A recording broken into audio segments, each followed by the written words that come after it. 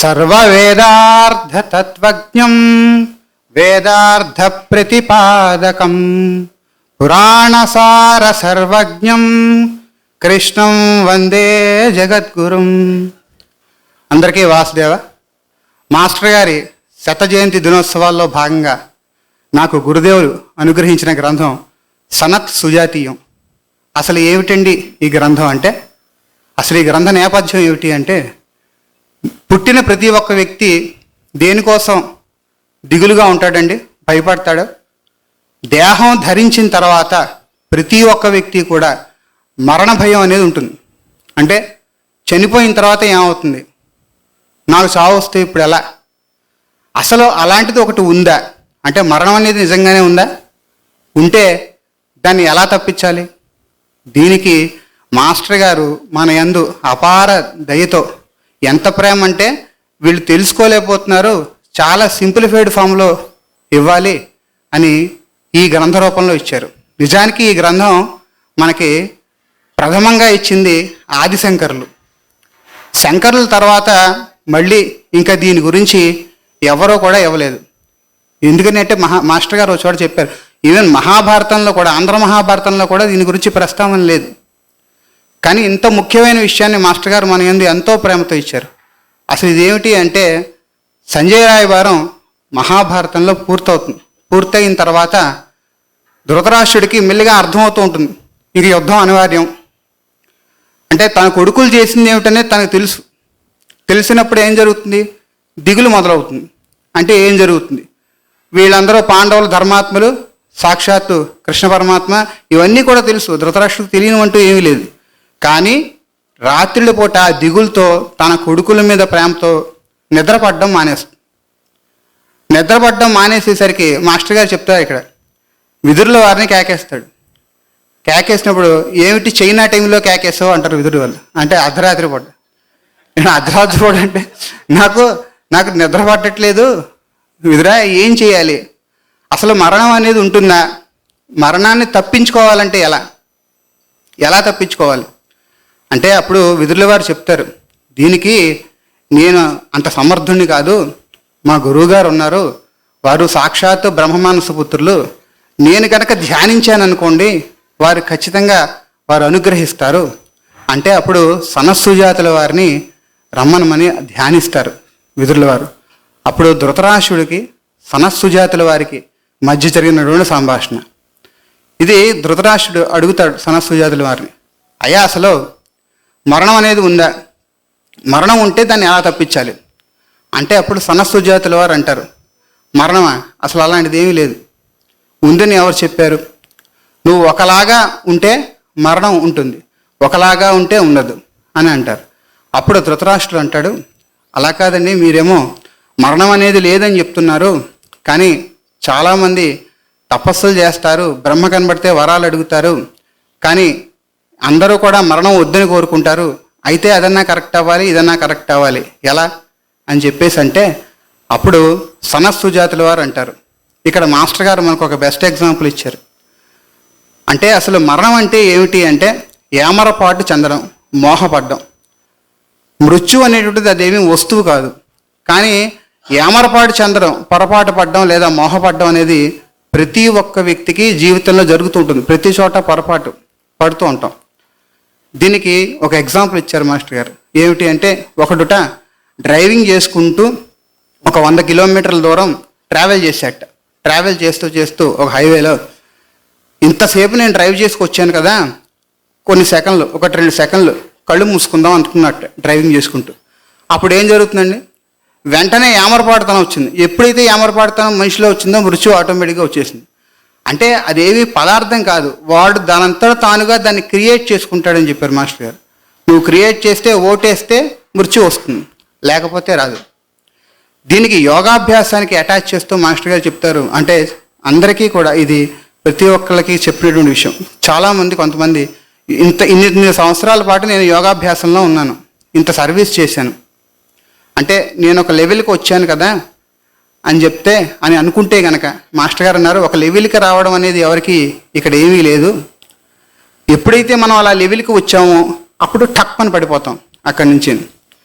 అదే మృత్యువు పాలవడం అని చెప్పారు మాస్టర్ గారు. ఇక మనకి యమము అనేటువంటి ఒక దాని గురించి చెప్తారు మాస్టర్ గారు. అంటే ప్రతి శరీరంలో, మనిషి యొక్క శరీరంలో ఇక్కడి నుంచి కింద భాగం అంటే అధో భాగాల్లో మనకి పితృదేవతలు ఉంటారు. పితృదేవతలకి అధిపతి ఎవరు అంటే యముడు. మనం యముడు అనగానే వెంటనే ఏదో ఒక దున్నపోతు ఎక్కి వస్తాడు, తాడేసుకుని లాక్కుని జనాలందరినీ కూడా తీసుకెళ్ళిపోతాడు అంటారు. కాదు, మాస్టర్ గారు చెప్పిన విషయం ఏమిటి అంటే యమము అనేటువంటిది ఏమిటి అంటే అది ఒక గుణం, అది స్వీయ నియంత్రణ. అంటే మనకి దేనిపైన స్వీయ నియంత్రణ ఉండాలి అంటే ఇంద్రియాల యందు స్వీయ నియంత్రణ. ఇక్కడ యముడి గురించి చెప్తూ శివశర్మ వృత్తాంతం గురించి చెప్తూ మాస్టర్ గారు చెప్తారు ఒక చోట. శివశర్మ అనేటువంటి అంటే జీవితాంతం ఎన్నో మంచి పనులు చేసినటువంటి ఒక అతన్ని దేహం విడిచిన తర్వాత తీసుకెళ్తూ ఉంటే అక్కడ వీరు యముడు అని చెప్పేసి చూపిస్తారు. అదేమిటంటే మీరు యముడు అంటున్నారు, నాకు సాక్షాత్తు గోపాలకృష్ణుడు నీలమేఘశ్యాముడు కనబడుతున్నారు అంటే అప్పుడు పక్కన వాళ్ళు అంటారు, శివశర్మ పక్కన వాళ్ళు, నాయన నువ్వు జీవితం ఉన్నంతకాలం మంచి పనులు చేసావు కాబట్టి నీకు అందరూ కూడా నారాయణ స్వరూపుడిలాగా యముడు కనబడతాడు. ఒకవేళ లేదు, దీనికి విరుద్ధంగా ప్రవర్తించావు శరీరం తప్పి, వాడికి ఒక సర్జన్ లాగా శస్త్రచికిత్స చేస్తాడు అని చెప్పారు మాస్టర్ గారు. ఇక మనిషి శరీరంలో మధ్య భాగం అంటే మన ఇంటర్నల్ ఆర్గాన్స్, గుండెకాయ, ఊపిరితిత్తులు ఇలాంటివన్నీ కూడా ఎలా ఉంటాయి అంటే అవి దేవతా శక్తులు. అంటే ఎవరు దేవతలు అవుతారు? మనుషుల్లో దేవతలు అనేవాళ్ళు ఉంటారని చెప్పారు మాస్టర్ గారు. అంటే నువ్వు ఎలా ప్రవర్తిస్తే దేవతగా ఉంటావు అంటే దేవతలు అంటే మనకు ఉన్నటువంటి ఇంటర్నల్ ఆర్గాన్స్ ఎలా పనిచేస్తాయి అంటే వాటికి నువ్వు బయట ఏం చేస్తున్నావు అనేదంతా సంబంధం లేదు. ఎంతసేపు శరీరం నిలబడడం కోసం నిరంతరం కృషి చేస్తూ ఉంటాయి. అలాగా ఎదుటి వ్యక్తి ఎలా అనుకుంటున్నాడు, నీ పట్ల ఎలా ప్రవర్తిస్తున్నాడు, దీంతో మనకి ఎటువంటి సంబంధం లేదు. అది లేకుండా వారికి నిరంతరం ఎప్పుడూ మంచి చేయాలనే ప్రయత్నం చేసేవాళ్ళు దేవతా సొమ్ములు అంటారు. ఇక శరీర భాగంలో తల గురించి చెప్తూ తల భాగంలో మనుష్యలోకం ఉంటుంది. మనుష్యుడు అంటే నువ్వు మంచి పనులు చేస్తావా, నీ బుద్ధి సరైందా, వక్రబుద్ధ, నువ్వు కోర్టులో ఉంటావా లేదా అన్ని విషయాల్లోనూ మంచి చేస్తూ ఉంటావా అనేది నీకు ఇవ్వబడింది.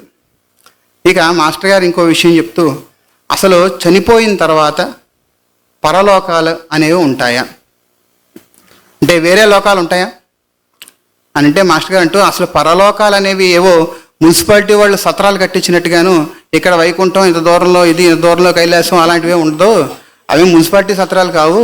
అవి ఏమిటి అంటే అవి ఒక అనుభవ లోకాలు. అంటే ఎవడి లోకంలో వాడు అనుభవిస్తూ ఉంటాడు. దీనికి బెస్ట్ ఎగ్జాంపుల్ చెప్పారు మాస్టర్ గారు. అంటే ఇద్దరు వ్యక్తులు పడుకున్నారట, ఒకడికి మెలకు వచ్చింది. పడుకున్నప్పుడు మెలకు రాగానే అక్కడ అంత దూరంలో మంటరకప్ప కొట్టడానికి వస్తుంది. అది వస్తున్నప్పుడు ఏం జరుగుతుంది, వాడు లేచిన వాడు ఏమంటాడు, ఒరే మంటరకప్ప వచ్చేస్తుంది అని కంగారు పడతాడు.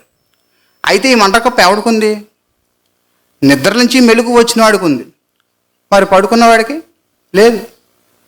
అలాగే శరీరం విడిచిన తర్వాత కూడా ఎవరి లోకాల్లో వాళ్ళు ఉంటారు. అంతే తప్పితే ఇదేదో కొన్ని వేల కిలోమీటర్లో వెళ్ళడం, జీవుడు వెళ్ళడం అలాంటిది ఉండదు. ఇంకా చెప్తే మాస్టర్ గారు వారు స్వర్గాన్ని నరకాన్ని వాడే సృష్టించుకుంటాడు. ఎలా సృష్టించుకుంటాడు అంటే ఆయన నిజంగా మహానుభావులు కాబట్టి ఎప్పుడు కూడా ఆయన వేరే వాళ్ళని ఆపాదించి చెప్పరు, తన గురించి సరే చెప్తారు. ఒకసారి అట కృష్ణమాచార్యుల వారు ఎవరో బందర్లో ఒకళ్ళ దగ్గర 2,000 రూపాయలు ఎంతో అప్పు చేశారు. అప్పు చేసిన తర్వాత దాన్ని తీర్చకుండా కొన్నాళ్ళు అయిన తర్వాత మళ్ళీ బందరు వెళ్ళాల్సి వచ్చిందట. ట్రైన్ దిగగానే అక్కడ జనాలందరూ వచ్చి మాస్టర్ గారు మహానుభావులు ఇంకేముంది అని అందరూ కూడా సాష్టాంగపడి దండలు వేస్తూ అన్ని సత్కారాలు చేస్తూ ఉన్నారట. కానీ మొట్టమొదటిగా అక్కడ ఏం గుర్తొస్తుంది, ఎదురుగుండా జరుగుతున్నటువంటి ఈ దండలు సత్కారాలు ఇంత మంచి విషయాలు ఏవి గుర్తురావు. తను ఎవరైతే అప్పు తీసుకుని ఎగ్గొట్టారో వాడు వెంటనే ఉన్న జనాల్లోంచి ఇలా చూసి వాడు ఉన్నాడా, వాడు లేదా, ఓకే ఉన్నాడు, లేదు ఒకవేళ ఉన్నాడు ఉంటే ఏంటి అంటే వాడు వచ్చి వెంటనే మీరు అందరూ చాలామంది మహానుభావులు అనుకుంటున్నారండి, కానీ ఆయన పలానా ఆయన నా దగ్గర 2,000 రూపాయలు అప్పు తీసుకున్నారు, మీరు అందరూ దండలేస్తున్నారని అంటాడేమో. అంటే ఏంటి, యాక్చువల్గా అక్కడ లేదు. అంటే వాడు ఉన్నాడా లేదా అని తర్వాత విషయం మనం క్రియేట్ చేసుకుంటున్నాం అక్కడ. అలాగే స్వర్గాన్ని కానీ నరకాన్ని కానీ వాడే క్రియేట్ చేసుకుని ఆ జీవుడే అందులోంచే మళ్ళీ దేహం విడిచిన తర్వాత ప్రవేశిస్తూ ఉంటాడు. ఇంకా ధృతరాష్ట్రుడి గురించి చెప్తూ ధృతరాష్ట్రుడు ఒక చోట అడుగుతాడు. అంటే ధృతరాష్ట్రుడు అంటే అక్కడ క్యారెక్టర్ ఏం కాదు, నాలాంటి వాడు ఒక ధృతరాష్ట్రుడు. అంటే వెలుగును చూడలేని ప్రతి జీవి అన్నట్టుగా చెప్పారు మాస్టర్ గారు. ఏమంటే ఇక్కడ నేను చాలా పాపం చేశాను, ఒకడు పాపాత్ముడు ఎన్నో చేస్తూ ఉంటాడు. ఆల్టర్నేషన్గా వాడు ఏం చేస్తాడంటే బ్యాలెన్సింగ్ కోసం పుణ్యకర్మలు చేస్తూ ఉంటాడు. అంటే ఈ రోజుల్లో మనం చాలా చోట్ల విశేషంగా చూసేది ఏంటంటే వాడు ఎంత దగ్గర ప్రజల దగ్గర పిండాడో ఏదో ఓ చోటకి వెళ్ళడం, దానికి సంబంధించింది ఏదో ఓ గుళ్ళోనో ఎక్కడో వేసుకుంటూ ఉండడం.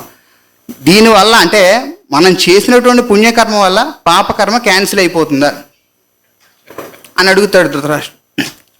అడిగితే అప్పుడు సనస్సు జాతిలో వారు అంటారు, అంటే అసలు అటువంటిది ఏమీ జరగదు, అంటే నువ్వు ఏదైతే చేసావు ఆ అకౌంట్ వేరే ఉంటుంది, ఎవరి అకౌంట్కి తగ్గట్టుగా నువ్వు అది నీకు మళ్ళీ టైం వచ్చినప్పుడు నీకు మూడుతుంది అన్నట్టుగా చెప్తారు. ఇక్కడ అంటే నాకు యాక్చువల్గా చెప్పేటప్పుడు చదివి ఒక్కటి గుర్తొస్తుంది వస్తుంది. అసలు మాస్టర్ గారు ఎంత సింపుల్గా ఇచ్చారు అంటే ఒక చోట ధర్మము పాపాన్ని, అంటే ధృతరాష్ట్రుడికి చాలా తెలివైనవాడు. అంటే ఈ కోర్టులో ఎటువంటి క్రిమినల్ లాయరు కూడా వేయలేని ప్రశ్నలు వేస్తాడు వీడు తేలుకుండి బుద్ధివాడు అని చెప్పారు మాస్టర్ గారు. అంటే తేలి ఎంతసేపు ఏం చేస్తుంటుందో ఇలా పైకి ఎత్తుంటుంది, ఎవడు దొరుకుతాడో వేసేద్దాం అంతే. అదే తేలుకొండి బుద్ధివాడు అని చెప్తాడు. అంటే లిటిగెంట్ అని పదం ఉపయోగించారు. అంటే మాస్టర్ గారు కొన్ని పదాలు అంటే అసలు అది ఇంగ్లీషు తెలుగులో కూడా కాదు, వీడు ఒక లిటిగెంట్ అని చెప్పారు. లిటిగెంట్ అంటే ధృతరాష్ట్రుడు ఇది చెప్తాడు, అంతా వింటాడు. చాలా బాగా జరిగింది, వెరీ గుడ్, ఎక్సలెంట్, అదే చాలా బాగా చెప్పారండి, కరెక్టే. కానీ మళ్ళీ నాదో ప్రశ్న ఉంది అంటాడు. అంటే ఇంతటి బ్రహ్మ మానసపుత్రులు ఎంత వస్తున్నా కూడా వాడి ఇంటర్నల్ ఇంటెన్షన్, ధృతరాష్ట్రుడి ఇంటర్నల్ ఇంటెన్షన్ ఏంటి అంటే తన కొడుకులు సేఫ్గా ఉండాలి. అంటే వాళ్ళు చేసింది రాంగ్ కాదు అని ఒక్కళ్ళతో అనిపించగలిగితే, ఎందుకని వచ్చిన ఆయన సాక్షాత్ బ్రహ్మానసపుత్రుడు, ఆయన ఆషామాషి మనిషి కాదు, బ్రహ్మకి మరో స్వరూపం. ఆయన కనుక పర్వాలేదు వీళ్ళు కౌరవులు చేసింది కరెక్టే అని ఒక్క చిన్న మాట అనిపించగలిగితే ధర్మరాజు అక్కడితో స్టాప్. ఎందుకని స్టాప్ అవుతాడు అంతే కదా, ధర్మరాజు సాక్షాత్ మొదటి నుంచి కూడా పాప ఆయన ధర్మం అలా పట్టుకునే ఉంటాడు కృష్ణుడు. నేను ఎప్పుడైతే బ్రహ్మానసపుత్రులు అంతటి వాళ్ళు ఓకే కొంతవరకు అనిపించగలిగారు, అక్కడితో ఆపేసినట్టే, ఇంక యుద్ధం లేదు. అప్పుడు అడుగుతాడు, ఏం అడుగుతాడంటే అంటే ధర్మాన్ని పాపాన్ని ఆయన ఒక 2 త్రాసుల్లో వేస్తాడు. వేసి ఒకడున్నాడు సిచ్యువేషన్ 1లో, ఒకడున్నాడు వాడు ఏం చేశాడు అంటే ఫస్ట్ నుంచి కొంతకాలం ధర్మంగా బతికాడు. బతికిన తర్వాత మళ్ళీ బుద్ధివశాత్తు పాపం చేసి పాపగ్రస్తుడయ్యాడు. అంటే ఈ సిచ్యువేషన్ 1లో చివరిగా విన్నర్ ఎవరండి? పాపం గెలిచింది ధర్మం మీద. అంటే చిట్ట చివరిలో వాడు పాపాత్ముడిగా మారాడు. సిచ్యువేషన్ 2 ఉంది, అంటే రెండో సందర్భంలో ఏముంది, ఒకడు కొంతకాలం పాపం చేశాడు. పాపం చేసిన తర్వాత మళ్ళీ కొన్నాళ్ళు ధర్మం ఆచరించాడు. ఈ సందర్భంలో ఏం జరిగింది అంటే త్రాసులో చూసుకుని మీరు ఇమాజిన్ చేసుకుంటే మనం ఒకసారి అటు మొగ్గింది, ఒకసారి ఇటు మొగ్గుతుంది, ఒకసారి అటు మొగ్గుతుంది. అంటే అప్పుడు ఎవడు గెలిస్తే వాడే విన్నారు కదా, ఇద్దరు సమానమే కదా. ఒక రన్నింగ్ రేస్ ఉందనుకోండి, ఎవరు గెలిస్తే వాడు, అంటే ఎవడు గెలిస్తే వాడు, ఎవడు బలవంతుడైతే వాడే కదా గ్రేటు. ఇప్పుడు ఇందులో తప్పే ఉంది, రెండూ కరెక్టే కదా, రెండూ సమాన బలాలే కదా అంటాడు. అప్పుడు దీనికి మాస్టర్ గారు చాలా చాలా సింపుల్ ఎగ్జాంపుల్ ఇచ్చారు, బట్ చాలా ఫన్నీ విషయం ఏంటంటే ఒకడుట కొత్తగా ఉద్యోగంలో జాయిన్ అయిన తర్వాత ఒక 100 రూపాయలు నెలకి జీతానికి కుదురుకున్నాడు. వాడు సంవత్సరం పాటు కష్టపడ్డాడు. అయితే ఈ సంవత్సరంలో వాడికి ఏమైంది, చెడు వ్యసనాలు అబ్బాయి. వాడు సంవత్సరం తిరిగేసరికి 1200 రూపాయల జీతం వచ్చింది. దానికి తగ్గట్టుగా బయట అప్పులు చేశాడు, మళ్ళీ వడ్డీలు కడుతూ ఉన్నారు. ఇంట్లో వాళ్ళందరూ వచ్చి అంటే వాళ్ళు పాపం పస్తులుండి ఏమీ తినడానికి లేక తయారవుతున్నారు. వాడు బయట వాడిని అప్పున్న వాళ్ళందరూ కూడా వచ్చి నువ్వు మా అప్పు ఎప్పుడు తీరుస్తావు, వడ్డీ ఎప్పుడు తీరుస్తావు అని చెప్పేసి వాడిని ఇంకా రకరకాలుగా రసగేర్చడం మొదలు పెడతారు. ఆ టైంలో వాడి వాడి ఫోటోలు తీసుకో, ఆ ఫోటోని పక్కన పెట్టుకో. రెండో సందర్భం అంటే అక్కడ ఏం జరిగింది, సరే వీడి ఇంట్లో వాళ్ళ కష్టాలు వాళ్ళు చూడలేక ఇంట్లో పెద్దవాళ్ళు ఎవరో వాళ్ళు అనుకుని, అయ్యా అలా కాదండి మా వాడు ఏదో కొంత ఈఎంఐ నెలకింత చొప్పున ఇచ్చుకుంటూ వస్తాడు అని చెప్పేసి ఒక హామీ పత్రం లాంటిది ఏదో రాయించుకున్నాడు. కొన్నాళ్ళ తర్వాత వాడి అప్పు తీరిపోయింది. అప్పు తీరిపోయినప్పుడు ఎప్పుడు ఏం జరిగింది, వాడి ఫేస్ మళ్ళీ మొట్టమొదటి ఫోటోలో వాడి ఫేస్ అమావాస్యలాగా ఉంటుంది. రెండో ఫోటోలో వాడి ఫేసు పౌర్ణమిలాగా కళకళలాడుతూ ఉంటుంది. అంటే నిజానికి ఏంటి, ఇక్కడ ఇద్దరు రెండు సందర్భాల్లో ఉండేది ఒకటే జీవుడు. నువ్వు చెప్పావు బాగానే ఉంది, ఎవరు గెలిస్తే వాళ్ళే విన్నారని. కానీ మనం మాస్టర్ గారు చెప్పారు, ఫేస్ చూస్తే చెప్పచ్చు.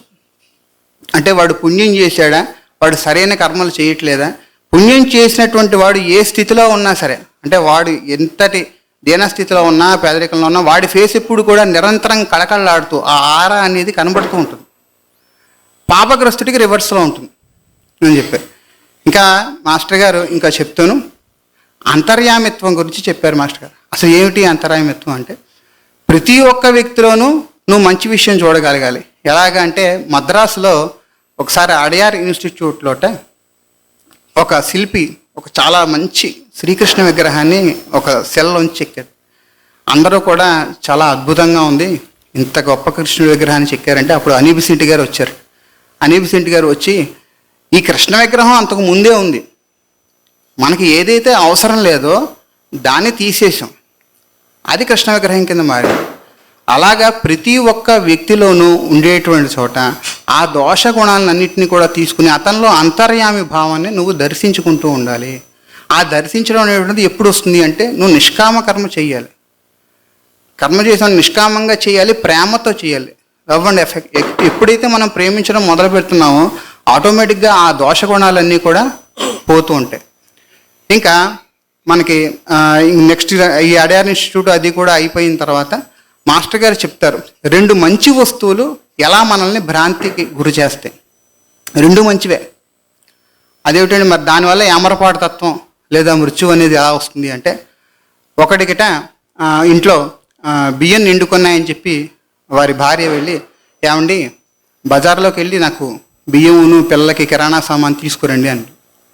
వాడు సంచి వచ్చుకుని రేషన్ కార్డు అది కూడా తీసుకుని మొత్తానికి వెళ్ళాడు. వెళ్తే అక్కడ ఒక గొప్ప సంగీతం కచేరీ జరుగుతుంది, సంగీతం జరుగుతుంది. వాడు అట్రాక్ట్ అయ్యాడు. అట్రాక్ట్ అయినప్పుడు ఏం జరుగుతుంది, వాడు దేనికి వెళ్ళాడు మర్చిపోయి ఆ సంగీతం అయిపోయేదాకా ఉండి మళ్ళీ ఉత్త చేతులతో ఇంటికి తిరిగి వచ్చాడు. అంటే ఏం జరిగింది, ఇక్కడ రెండూ కూడా మంచి విషయాలే. ఇప్పుడు సంగీతం అనేది మంచిదే, ఇంట్లో వాళ్ళకి తిండి పెట్టడం మంచిదే. అంటే ఒక మాస్టర్ గారు చెప్తారు, రెండు సీసాల్లో ఒక సీసాలో మనకి ఔషధాన్ని ఇచ్చేది ఉంది, ఇంకోటి ఏదో బలాన్ని ఇచ్చేటువంటి సీసా ఇంకో సీసాలో ఉంది. రెండు సీసాలని ఓదాంతో ఒకటి కొట్టామనుకోండి, అప్పుడు నిర్వ్యర్థం, అంటే వ్యర్థం అయిపోతుంది. సో ఇది ఒక రకమైన ఏమర్పాటు చెందేటువంటి గుణం అని చెప్పారు మాస్టర్ గారు. ఇంకా మాస్టర్ గారు చెప్తూ లోకాలు అనేటువంటి వాటి గురించి